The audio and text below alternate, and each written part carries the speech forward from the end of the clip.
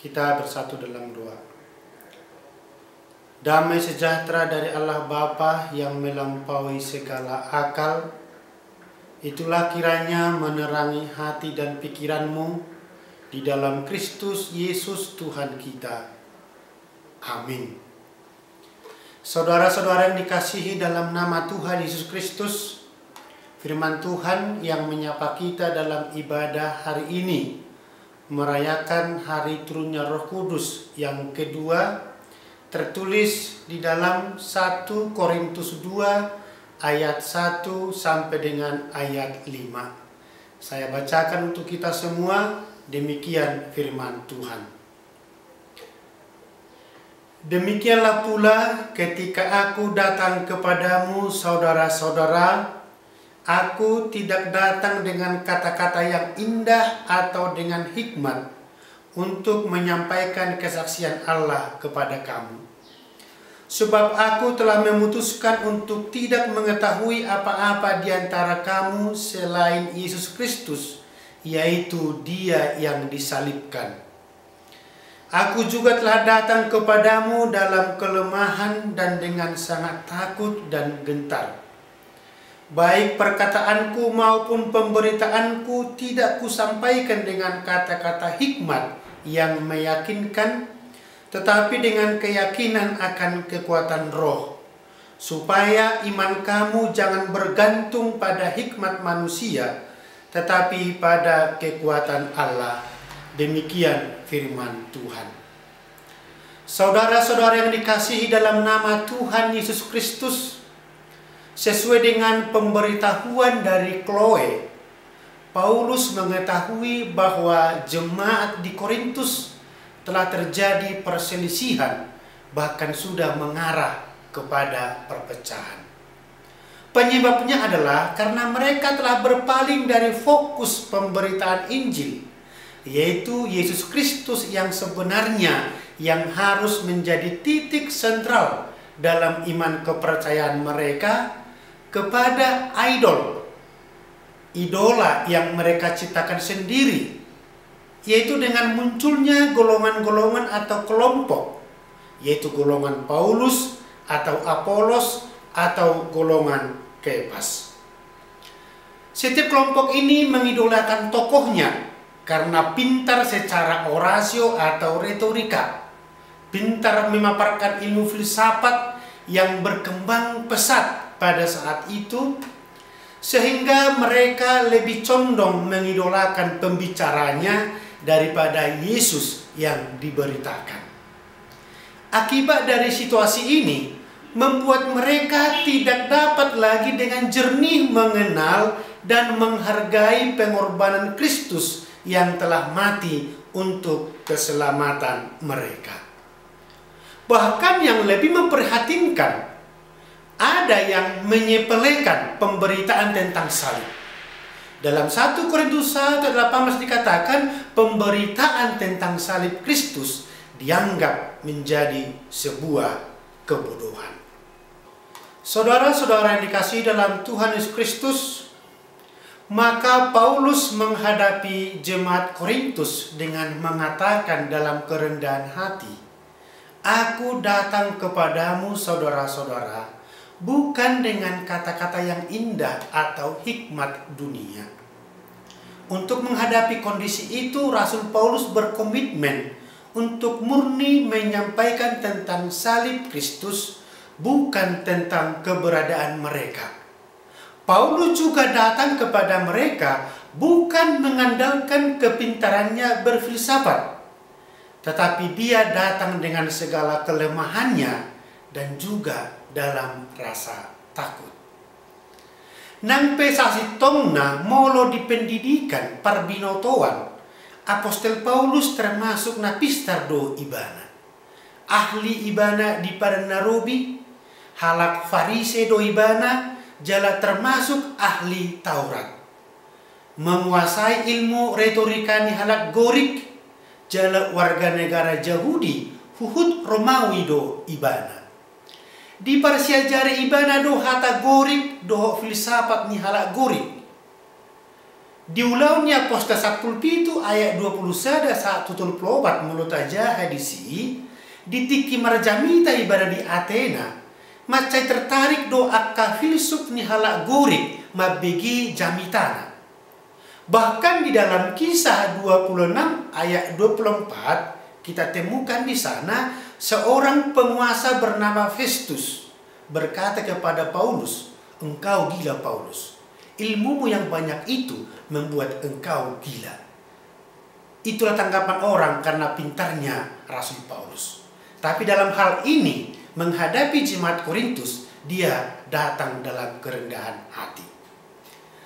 Yang mau dikatakan di sana, sebenarnya Rasul Paulus adalah orang yang sangat pintar. Alaidang di pangasahun ibanai, terutama ilmu retorika yang sangat diminati pada saat itu untuk memberitakan Injil. Saudara-saudara dikasih dalam Tuhan Yesus Kristus, sebagai seorang pemberita Injil, naditongos debatatu akahuria naikon sitopotonna, di pangsahun ibana doton di porbadia laho mangajari manorangi pikiranna dohot patubuhon habaranio di bagasan dirina asa unang gebeta hutan ibana dan bobonosan ibana laho marbarita nauli. Tod di porbadia do di pangasahun ibana laho manukoli ibana di hagaleon nai. Hagogon nito di porbadia do di pangasahun ibana gebe tarjalo nau begisa barita nauli na pinasahatna. Dan mangasahon bisuk ni portibi.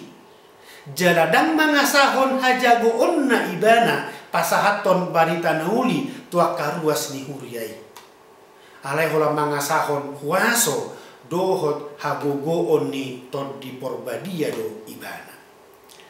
Saudara-saudara dikasih dalam Tuhan Yesus Kristus, melalui firman Tuhan hari ini, di paboa tuhita, di patuduho tuhita, jala ikon botong otta do, ikon tod di parbadia do nama ngajari parbarita nauli, pasahaton hatani debata tuakan begisa, jala ikoton di porbadayi do tong namia di bagasan rohani nau begesa asa mangolu asa mangula jala marparbue barita nauli di rohani yakka nau begesa unang dipakai pikiranna laho mangatusi alai ikon marhite panuturion pangajarion di tong di porbadia do asa marparbue hatai di bagasan mulu.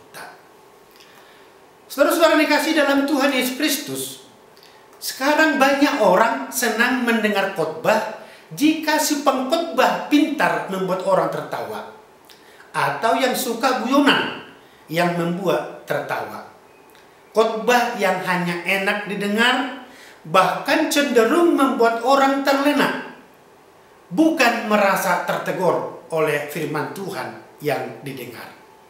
Saudara-saudara, dalam beribadah, kita harus merasakan firman Tuhan itu menegur kita akan segala dosa-dosa kita. Jangan merasa tersinggung dengan teguran firman Tuhan yang akhirnya ada orang menyalahkan si pengkhotbah atau kedepannya dia berkata tidak mau lagi mendengar khotbahnya. Saudara-saudara, dengan pertolongan Roh Kudus, kita harus merasakan teguran firman itu dalam hati kita. Tujuannya apa? Supaya kita menyadari kelemahan kita. Dan dengan segala kerendahan hati, kita mau mengakui kesalahan kita di hadapan Tuhan. Dan ke depannya, kita berkomitmen untuk lebih baik lagi. Kemudian, kita jangan merasa benar dengan pola pikir kita, dengan analisa logika kita, dan mengandalkan hikmat manusia. Tetapi melalui firman ini kita diajak mari bergantung kepada kekuatan hikmat dari Allah, supaya kebenaran yang sesungguhnya kita temukan dalam hidup kita melalui pertolongan Roh Kudus. Maka di minggu perayaan Pentakosta kedua hari ini, kita disegarkan kembali supaya kita mengandalkan kuasa Roh Kudus dalam hidup kita, seperti topik perayaan hari ini dikatakan di sana, hidup oleh kuasa Roh. Hidup oleh kuasa Roh. Memang banyak kemampuan yang kita miliki, kemampuan berpikir atau logika kita, dan pengetahuan yang lain. Tetapi supaya semuanya itu berguna untuk membangun iman, kita harus tetap memohon hikmat dari Tuhan supaya semua ilmu yang kita miliki itu efektif kita pergunakan. Berguna untuk membangun persekutuan yang baik dengan sesama, jangan menimbulkan perpecahan. Jadi dengan pertolongan Roh Kudus, kita dapat mencerminkan Kristus dari diri kita. Jangan hanya menunjukkan Kristus kepada orang lain, memperkenalkan Kristus kepada orang lain, artinya mengajari orang, menegur orang, mengingatkan orang dengan kesalahannya, tetapi dia tidak ada perubahan. Kelemahan manusia sekarang adalah apa? Kita sering mencoba memperkenalkan Kristus kepada orang lain, sementara dalam diri kita tidak kelihatan perilaku yang sudah didiami Kristus melalui Roh Kudusnya. Itu kelemahan kita saat ini. Hanya mampu menegur, tahu mengajari, tapi dalam diri sendiri tidak ada cerminan daripada buah Roh Kudus itu. Jadi hidup oleh kuasa Roh artinya hidup atau berbuat sesuai dengan tuntunan Roh Tuhan, yaitu memohon hikmat dari Tuhan untuk mendampingi pengetahuan yang kita miliki supaya menghasilkan buah-buah Roh itu sendiri. Di mana buah Roh itu dapat kita baca dalam Galatia 5 ayat 22 sampai 23. Itulah firman Tuhan yang menyapa kita dalam ibadah hari ini. Roh Kudus yang senantiasa memperbaharui dan kita tetap hidup di dalam Roh. Amin. Kita berdoa. Bapa di dalam sorga, kami bersyukur Tuhan kepadamu dalam perayaan hari turunnya Roh Kudus yang kedua pada hari ini. Kami diingatkan oleh firman-Mu untuk tetap mengandalkan hikmat yang daripadamu. Jangan mengandalkan pikiran kami, kemampuan kami, kepintaran kami, hikmat dunia ini. Tetapi biarlah kami mengandalkan hikmat yang daripadamu, supaya kebenaran firman-Mu dapat kami mengerti. Jangan kami mengandalkan yang kami pahami, tetapi biarlah kami tetap menyesuaikan dengan kebenaran firman-Mu, sehingga buah daripada firman-Mu, buah-buah Roh Kudus dapat muncul, dapat berbuah di dalam kehidupan kami. Terima kasih Bapa, berkatilah seluruh jemaat-Mu Tuhan dimanapun berada. Berkati seluruh jemaat-Mu dalam setiap kesibukan mereka. Lindungi kami Tuhan, jauhkan dari sakit penyakit. Apalagi Tuhan, dalam kondisi sekarang ini, kami akan memasuki era baru dalam kehidupan kami. Dampingi kami Tuhan, jagai kami, supaya kami tetap sehat-sehat, jauh daripada virus corona, dan kami dapat beraktivitas dalam hidup kami sehari-hari. Jemaat-Mu yang sakit, dimanapun berada Tuhan, yang dirawat di rumah sakit, ataupun dirawat di rumah, mari ulurkan tangan-Mu Tuhan menjamah tubuh mereka, sembuhkan Tuhan, angkat sakit penyakit yang ada dalam tubuh mereka, sehingga mereka bisa sembuh, bisa pulih, dan kembali beraktivitas sebagaimana biasanya. Terima kasih Bapa, kami mohon ampun atas segala dosa-dosa kami, agar kami layak di hadapan-Mu. Di dalam nama Yesus Kristus kami berdoa kepadamu. Amin.